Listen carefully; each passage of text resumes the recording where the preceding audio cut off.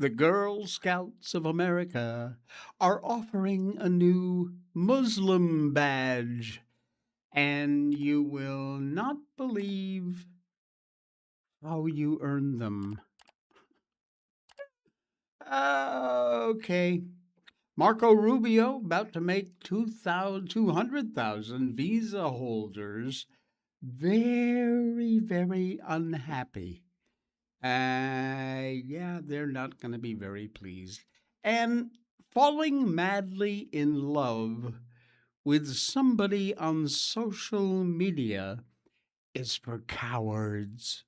Welcome to the Jay Sheldon Show. Happy Tuesday. It is Tuesday. Tuesday is the day. I got my Just Do Nothing shirt on because I hate Nike. So, I mean, hate's a strong word, but I hate them. Okay, what else? All right, all that and more coming up this morning on the Jay Sheldon Show. You know, we just yesterday did the story about the foot washing controversy that wound up in the Texas governor threatening legal action and Dallas Fort Worth Airport backing out. They backed off, said, yep, we don't need any of that crap.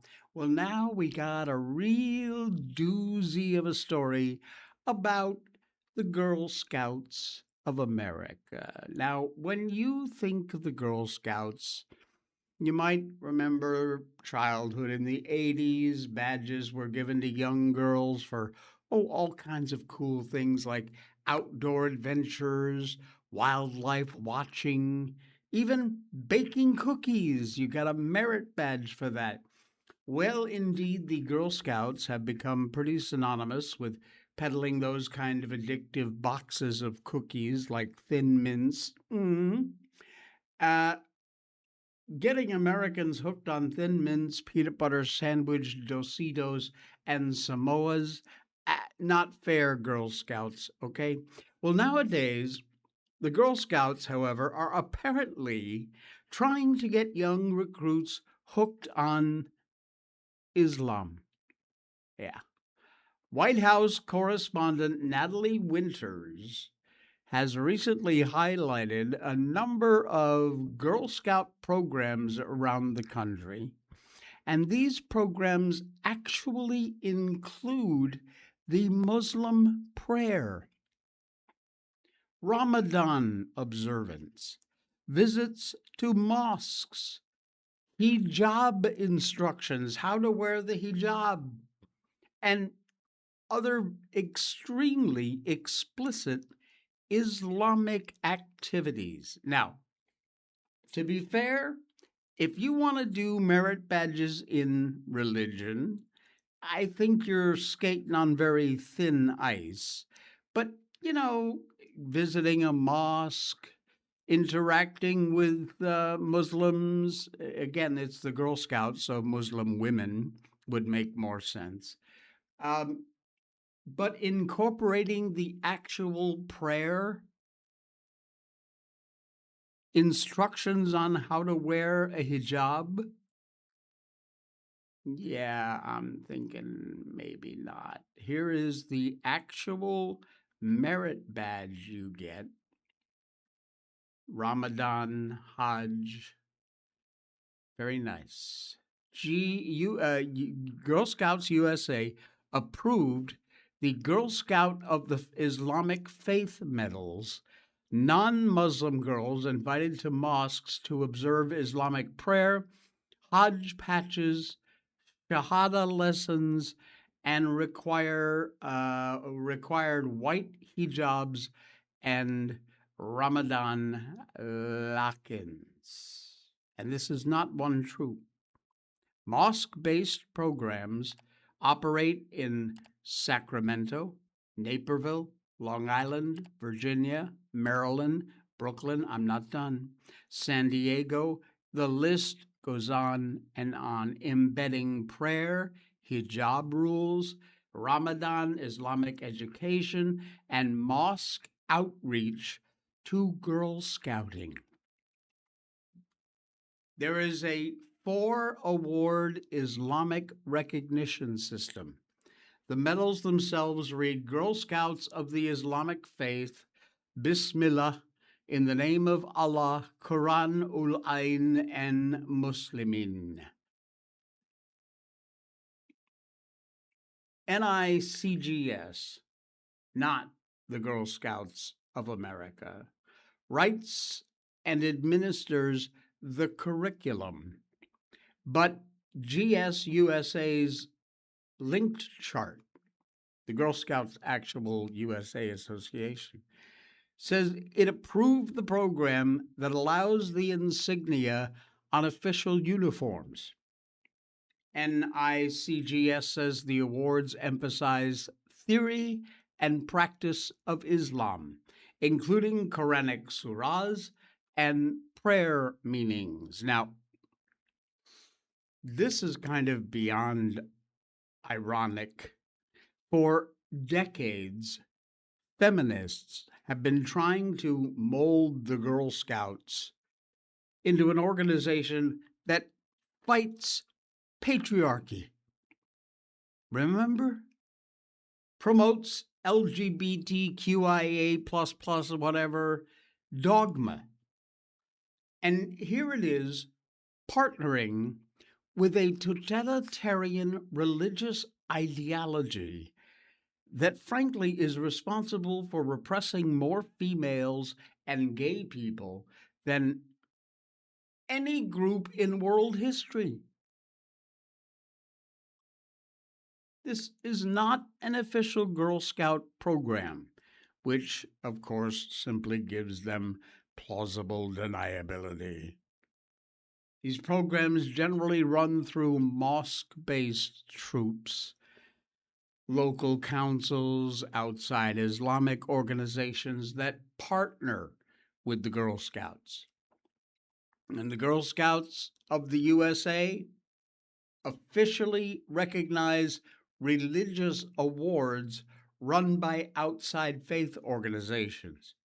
Its own material points families towards the Islamic Committee on Girl Scouting, which offers religious recognition and awards for Girl Scouts of the Islamic Faith, which frankly is a pretty dramatic shift from wildlife badges and baking cookies.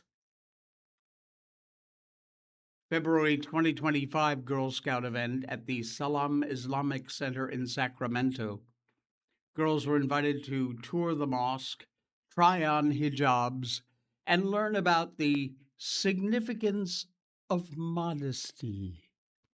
The mosque itself describes its Girl Scout program as promoting strong Islamic values. It should not be missed that the Muslim majority nations with strong Islamic values are likely to be rather committed to the persecution and the oppression of women. Are you listening, Girl Scouts? Islamic Center of Naperville, the Islamic Center of Long Island, Virginia's Adams Center, where Islamic traditions and education have been incorporated directly into scouting activities. This is not something that just appeared last week. This has been going on. Girl Scout troop connected to PGMA in Washington, D.C., advertising Ramadan overnight visits more than a decade ago, 10 years plus. Those programs included Islamic prayer, Quran and Hadith studies, religious discussions, and service during iftar. Iftar is the breaking of fast. Girls were told to bring prayer garments or hijabs along with Islamic educational materials. So, this appears to be a part of a very long running effort to build faith specific Girl Scout programming around Muslim communities, which honestly raises an even bigger cultural question. The Girl Scouts have always had some relation with religion. Christian troops, Jewish troops, other faith based troops. And they've used scouting as an extension of their communities. This has been going on for generations. But these are religions that preach tolerance, accept gender equality, although there certainly prescribed roles for husbands and wives, as well as motherhood. But this whole liberal culture just cannot be sustained with the mass importation of foreigners with liberal worldviews. We are increasingly being told that traditional national institutions must accept themselves around these religious and cultural practices, growing immigrant communities. Somalia, Illinois, anyone? And this is exactly what set off that recent Dallas Fort Worth airport fight about the ablution facilities. And now the very same debate is showing up in one of the most familiar childhood organizations in America. Nobody's saying Muslim girls should be banned from the Girl Scouts. Far from it. But preaching a religion whose adherents are rather notoriously intolerant of infidels is where these institutions have got to draw the line. Because when the Girl Scouts start offering badges for learning Islamic doctrine, visiting mosques, participating in the hijab programming, this organization is no longer merely accommodating Muslim members. It is helping institutionalize Islam inside the Girl Scout experience itself, which, sorry, it's just another recipe for absolute disaster. The Girl Scouts apparently trying to move along their cultural demise, and that, pardon the pun, is how that cookie crumbles. Oh boy, what fun. Good morning, Marilyn. Welcome in. Praise the Lord. Good to have you here. Hey, Pumpkinhead, Adam Schiff. What a freaking idiot. I swear to God. This man just, you know, it's just a matter of he doesn't know when to shut up. Schiff mean tweets about the cost of IndyCar. But the racer, a racer, has rather brutally fact checked him. If there is anyone in Washington, D.C., who is more glum and more humorless than Adam Shifty Shift, no, maybe Chuck Schumer, but you get the point. Like all good lefties, the man they call Shifty has been infuriated by Trump's efforts to clean up the capital city and his endorsement of fun, patriotic events like the Ultimate Fighting Championship, the UFC Freedom 250 celebration, U.S. Army's 250th anniversary parade, both back in June for America 250. So when President Trump waved the green flag and started the race at IndyCar in Washington, he had helped he had helped arrange this whole IndyCar thing. And you just knew that Schiff would be majorly put out by the whole thing, which I love to think of the idea that he was upset, although I'm sure it's all just, circus. It had to have driven him insane to watch this president roll the beast, the official presidential vehicle, around the track in this huge motorcade before the drivers hit the pedal. cool, awesome, all that was happening, and the senator was sniveling on social media. Oh, the horror. Here's what he posts on X.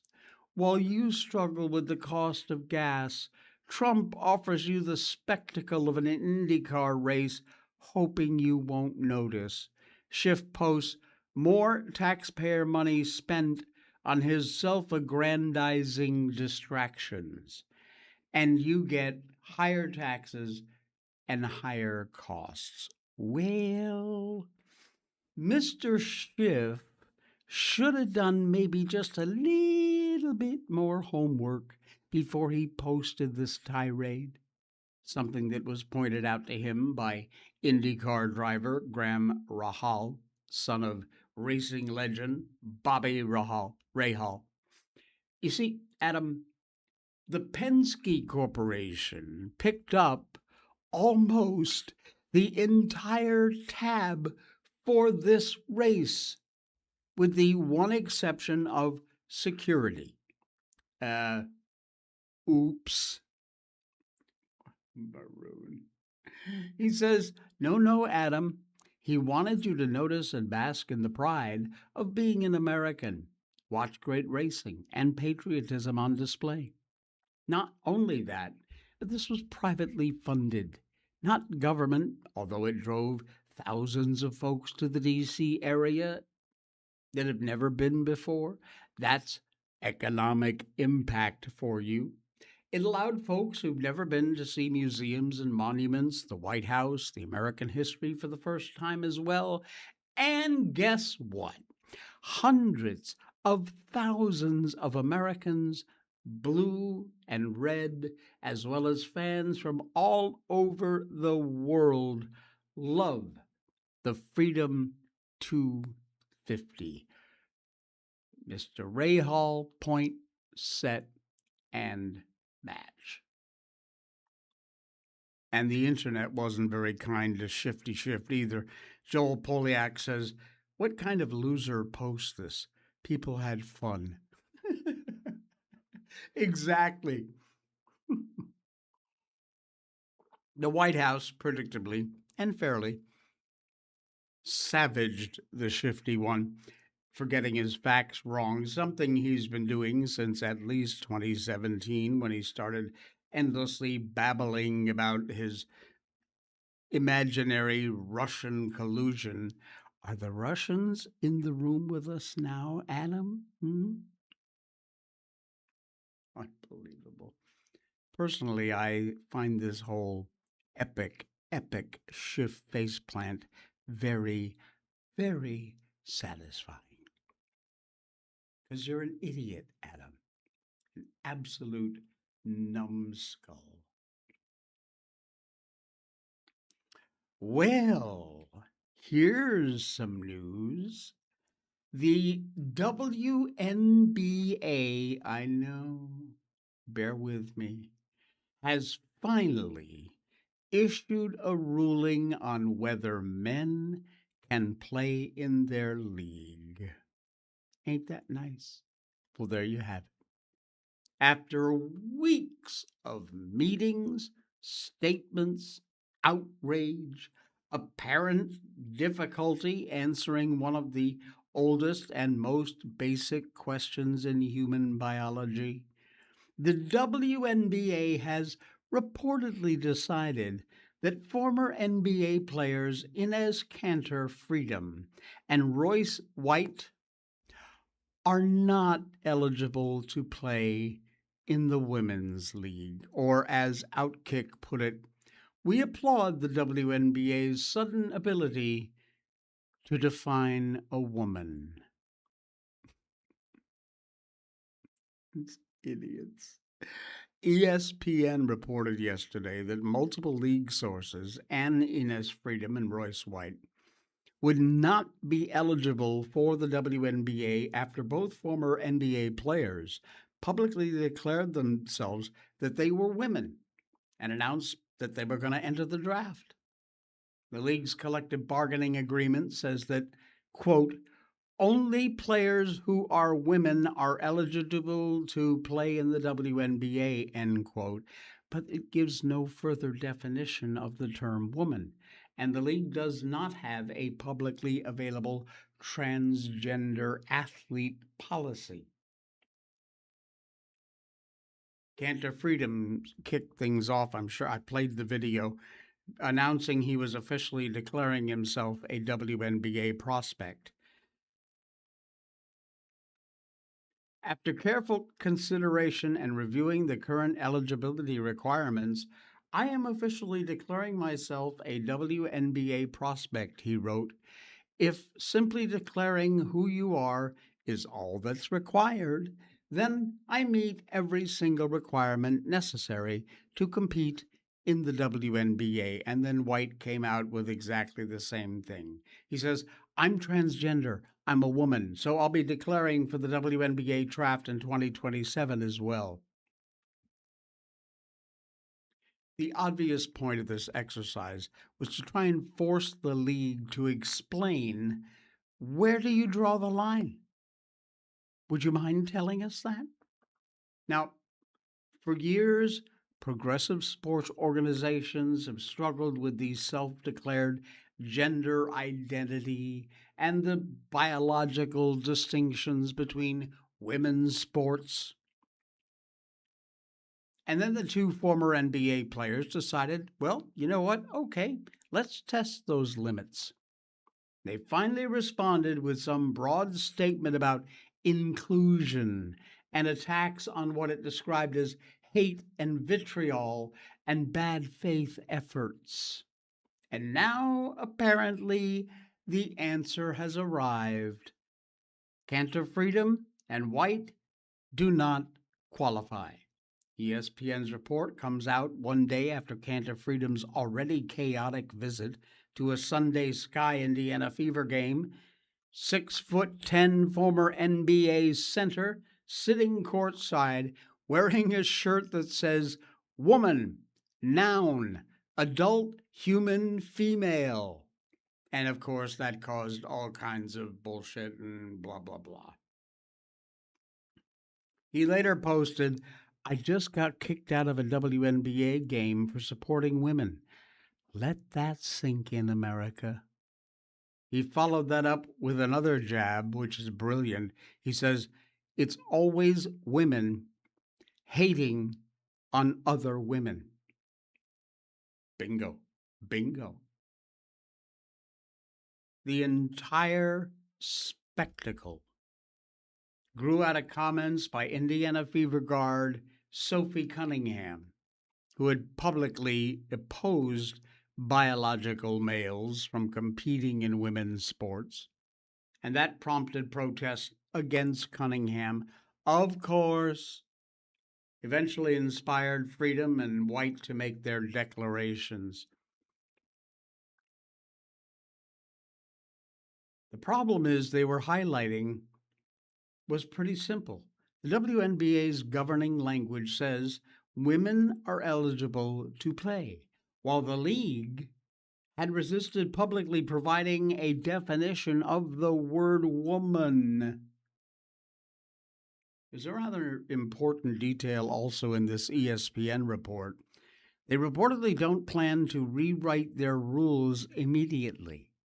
Sources say there are currently no real world eligibility cases requiring a formal transgender athlete determination, and that officials will continue to review the issue. No openly transgender woman has so far been known to have played in the WNBA. So, the league appears to have reached some sort of practical conclusion about Cantor Freedom and White, and yet they've done squat all nothing to answer the larger question, which sadly means this ain't over, and we're going to have to keep hearing about this bullcrap for months and months to come.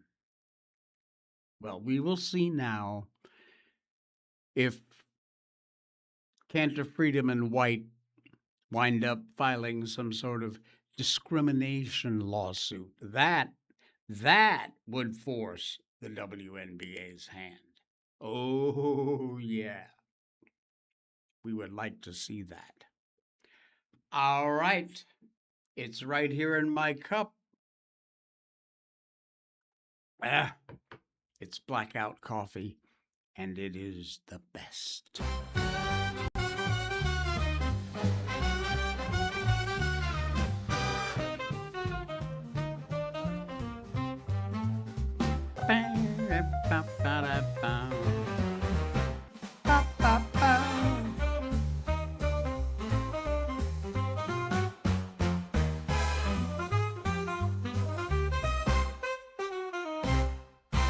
Hey, I just noticed, and they're right, supporting America's heroes around the world.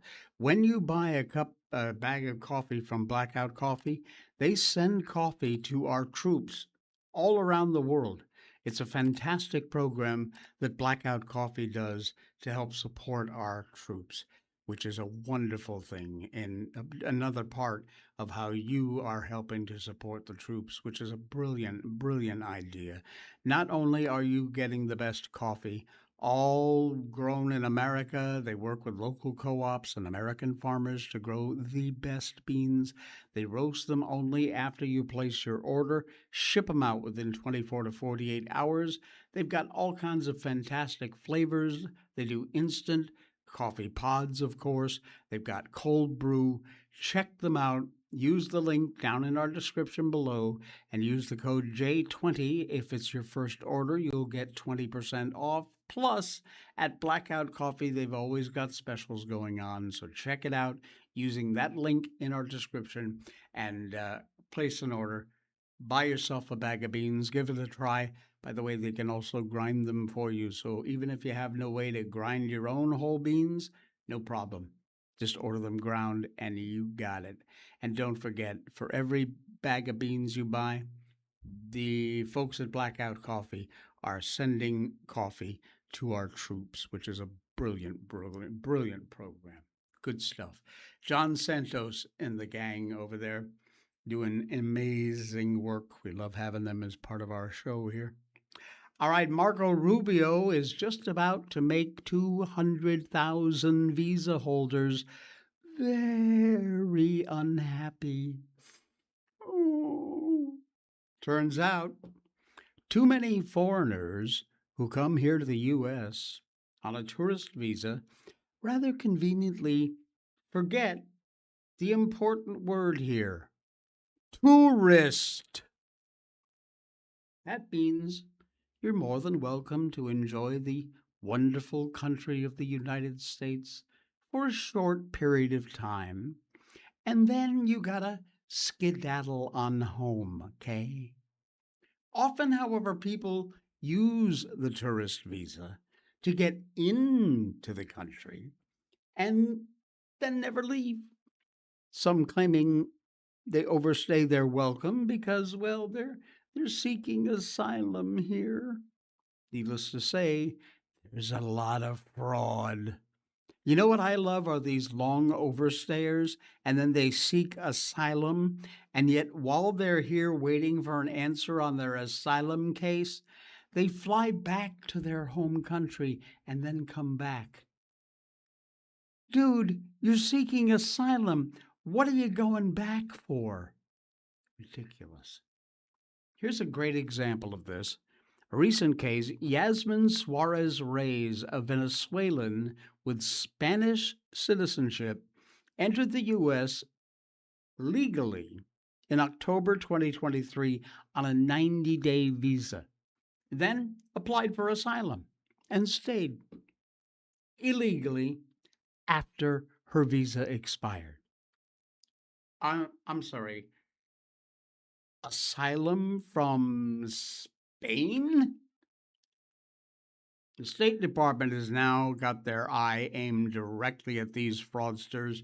They're overstaying on business visas, tourist visas, as many as 200,000 foreigners set to have their visas striped away what is being called the largest mass revocation of visas in American history. I love it. This move reportedly involves B1 visas, generally issued for temporary business travel, B2s, which cover tourism, family visits, medical treatment, and the visas under review issued between 2016 and 2026. Under President Trump and Secretary Rubio's leadership, State Department spokesman Tommy Peugeot said, "We're making it clear that a visa is a privilege, not a right. We are coordinating with DHS to identify and revoke the non immigrant visas of foreigners who come to the U.S.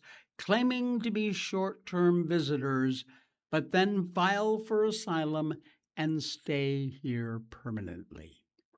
Those types of visas are issued with the very clear understanding that they're for those who intend to return home. Getting a visa in order to seek asylum? Sorry, that's fraud. Grounds for a revocation. Goodbye. Bye bye. Ongoing process as they do their best to uphold the integrity of our visa system and our asylum laws.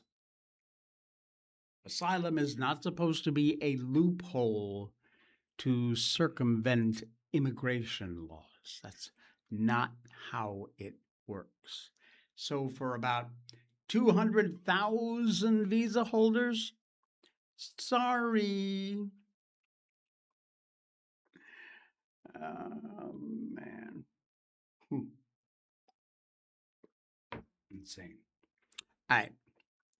What the Iranian regime has done to Baron Trump will, I promise you, make your blood boil. And I got a video coming up that is going to kill you for that.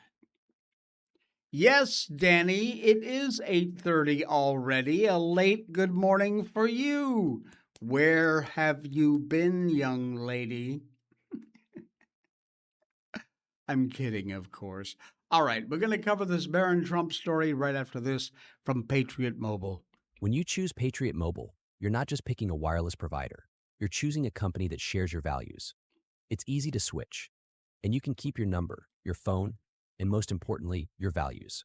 With Patriot Mobile, you get the power of nationwide coverage on all 3 major networks. That means wherever life takes you, we've got you covered on the same reliable networks you already know and trust. And when you need us, we're here for you right here at home. Our customer service is 100% US-based because we believe that support should come from people who understand you and your values. At Patriot Mobile, you're not just another call, you're a priority. In today's world, where you spend your money matters more than ever, every dollar is a vote for the kind of future you want to build. Join the thousands of Americans making a difference with every call, every text, and every connection. Choose a company that shares your values. Choose Patriot Mobile. PatriotMobile.com/J. Keep your phone number. Nothing changes except the folks that you pay your money to. And they are a Christian conservative company. When they donate to different causes, they donate to the causes that you and I care about. Check them out. Get a hold of their customer service folks. They are very helpful. They're all based right here in the U.S.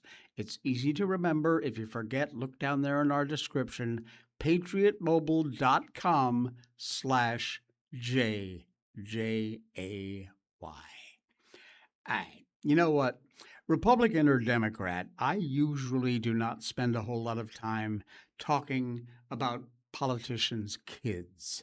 For the most part, politician kids, especially those who don't want to put themselves out there, it's not their fault what their mom or dad has decided to do for a living.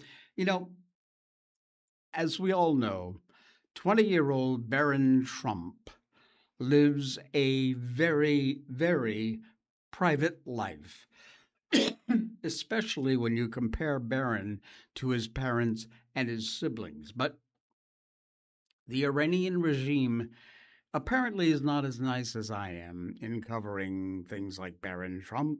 As a matter of fact, what it did recently, frankly, in my opinion, some of the worst propaganda I have ever seen. From what I understand, the Iranian state TV played a 3-minute video, which I have for you coming up in a minute, called Where to Kill Barron Trump.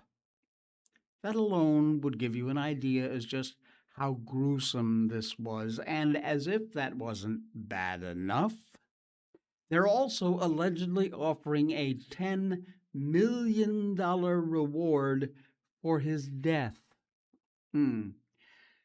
Not sure that's confirmed in the video, but it's been very widely reported. Also, note the original video did not appear anywhere online in an official capacity. So we're stuck with it, what's being passed around on social media, and it's claimed to be from Iranian state media. Now, I saw some of this AI generated video on anti regime London based journalist Nayak Gorbani's X account. It has English subtitles. So I'm going by those. I don't speak the language, but it starts out claiming that a girl was able to get past the Secret Service protocols and have a private meeting with Barron. And she apparently handed the regime or whoever made the video the information about his day-to-day life.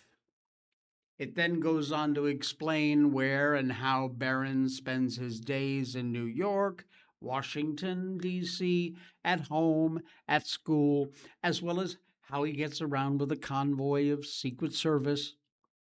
Even talks about the classes he takes and how his bodyguards are always around. He's never alone.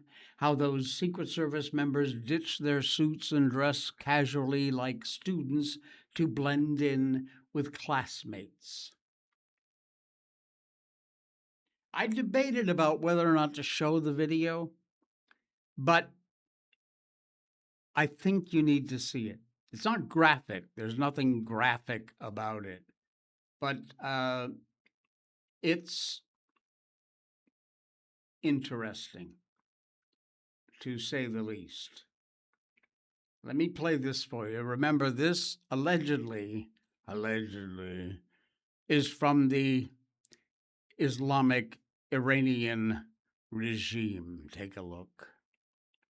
داده‌های فاش شده در این ویدیو حاصل یک نفوذ بی سابقه است. اطلاعات را دختری در اختیار ما گذاشته که با عبور از سنگین‌ترین پروتکل‌های سرویس مخفی آمریکا برای دیداری خصوصی با بارون در طبقه 58 برج. Okay, by the way, if you are listening on Spotify or our audio-only podcast, there is a translation on screen. Just go over to Rumble or YouTube. You can check out the video there.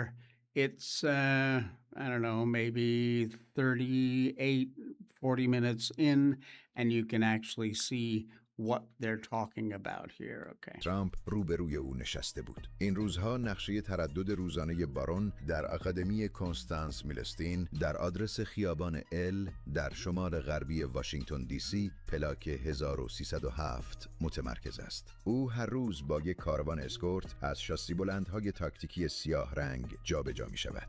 در محیط دانشگاه او حتی یک ثانیه هم تنها نیست. ماموران سرویس مخفی کت و شلوارها را کنار گذاشته و با پوشش لباس شخصی، هودی و لباسهای اسپورت در میان دانشجویان حضور دارند. این حلقه به قدری تنگ است که بادیگاردها در کلاس اقتصاد در ردیف آخر کلاس می نشینند. طبقات بالا به خوابگاه‌های دانشجویی اختصاص دارد. سویت‌های 4 و اتاق‌های تک نفره. نفوذ به این دانشجویان اولین قدم برای شکستن فاصله فیزیکی با بارون و اجرای عملیات است. بارون به شدت منزوی است. او هرگز شماره موبایلش را به دوستانش نمی‌دهد، اما هیچ کس نمی‌تواند کاملاً در سایه بماند. منبع ما فاش کرده که او یک پناهگاه دیجیتال برای خودش دارد. ارتباطات او دور از چشم ماموران به چت‌های صوتی و متنی در ایکس باکس ختم می‌شود و با دریافت نام کاربری همکلاسی‌هایش از طریق دیسکورد شبکه سازی می‌کند و ساعت‌ها در بازی فوتبال غرق می‌شود. اما این ایزوله بودن بزرگترین پاشنه آشیل اوست. نفوذ به حلقه اول اطرافیان بارون و اجیر کردنشان عملیات پیچیده‌ای نمی‌خواهد. کافی است یکی از همکلاسی‌های او با امنیت دیجیتال پایین مثل اینستاگرام یا لینکدین عمومی شناسایی شود و از طریق نام کاربری به پروفایل دیسکورد یا ایکس باکس او برسد. Okay. There's only so much of that crap I can listen to. And that was about my limit. Of course, this is not the first time the Trump's family had to deal with these threats from the Iranian regime. The president himself been the target of several, as has the first lady, some of Trump's other children. There was even a "Where to Kill Melania" video that was circulating last month. Yes, the U.S. Secret Service is highly aware of these videos. They look into anything they can perceive as a threat. And from what you just saw, obviously, that is a very large threat. Out of concern for operational security, we don't discuss matters of protective intelligence, according to the Secret Service. Now, most experts agree this is just psychological warfare, propaganda, no real imminent threat to Barron's life. But I gotta say, I can be a little hot-headed at times. If I had the power and this was my kid, I think I would take care of the problem as quickly as I could, if you know what I mean. Danny says, I read they're going after Netanyahu's son as well. Yeah, it wouldn't surprise me. And prayers from Karen. Hello, Karen. Prayers for our first family. Yes, indeed. All right. Have you ever fallen in love on the internet? Well, according to a new article from Casey Chalk, that's cowardly. I'm just putting it out there. Fueled by the rather addictive power of social media, representing yet one more false god in the American quest for love, fulfillment. Maybe you haven't heard about limerence. It's a trending phenomenon on social media that describes the mental state of being madly infatuated with someone on the internet. Limerence is gaining a lot of media coverage.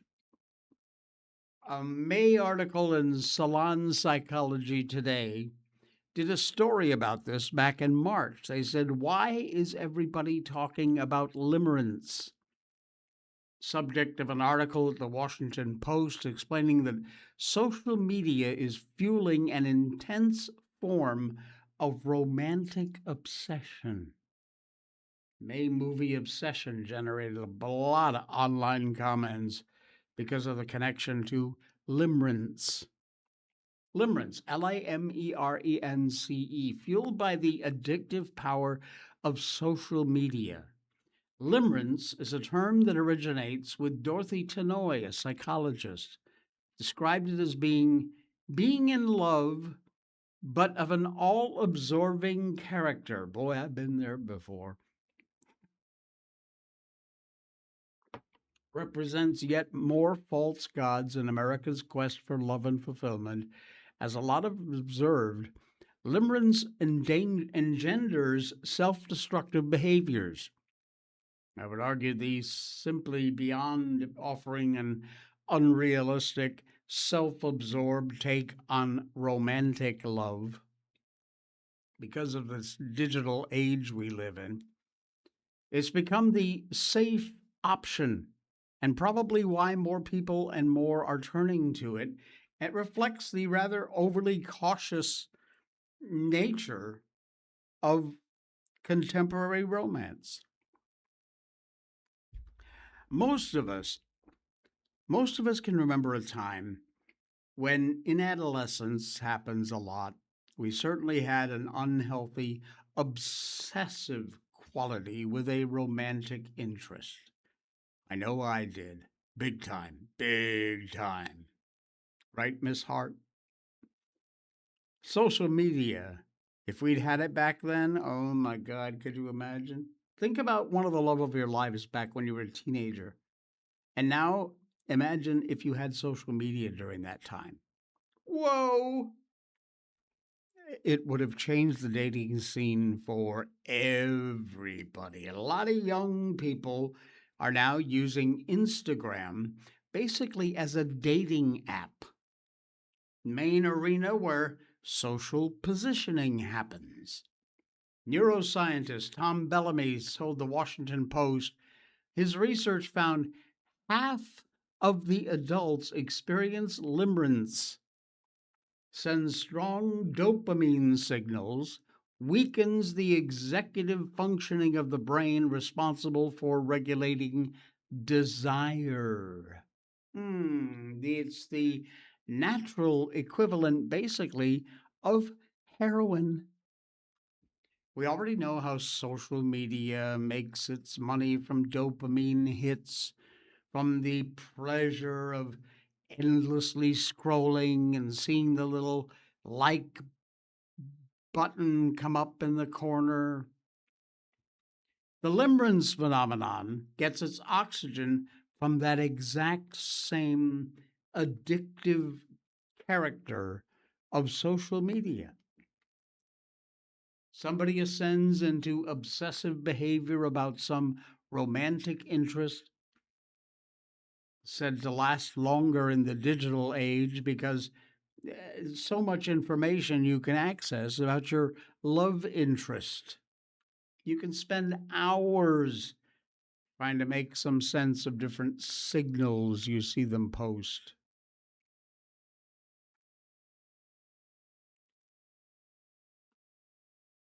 Real romance is dangerous, but in the right way. Pace Romeo, real romance defined by thoughtful virtue that prioritizes the personhood and the good of the other person.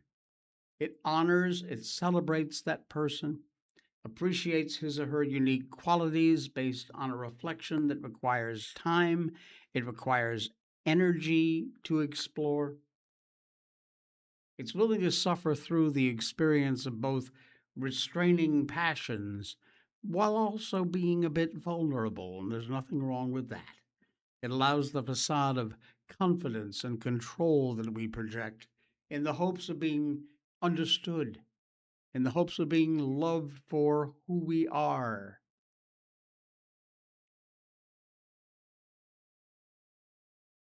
Real romance is dangerous in the right way. In what we try to truly love someone, let's say that happens and it doesn't work out.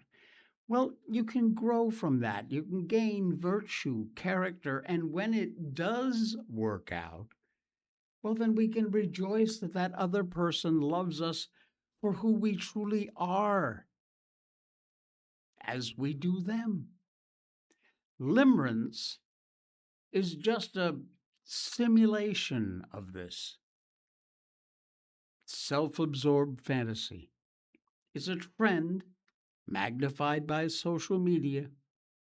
It's so safe, the only risk is unrequited longing until we find the next person to obsess over, like, for example, Romeo and Juliet. Don't fall in love on the internet, says the man who's done it more than once. What's that, Danny? Don't come at me, Jay. I met Mike on Tinder. Oh, really? That's cool, I guess. I had no idea what that site was about, but I told Mike I'm not here for that. We started as friends first, Now we are on our fourth little Tinder. Fourth little Tinder baby. Oh, man. Thank you for flying in the face of what I just talked about. Danny says, I can say it was definitely rare for that sight, but that's where God led me to my prince 12 years ago. God bless you guys. All right. Thank you, folks. Thanks for popping by. Be sure and hit up our sponsors down below. If you'd like to donate to the program, you can do that too. It's safe. It's a PayPal link. It's right at the top of our description. And use your bank card, credit card, whatever it is. You can make a donation to the show, no matter how small. Every bit helps. Thanks you. And thanks you. Okay. Thank you. We'll be back again tomorrow. I don't know. It's just been one of those Tuesdays. We'll see you later.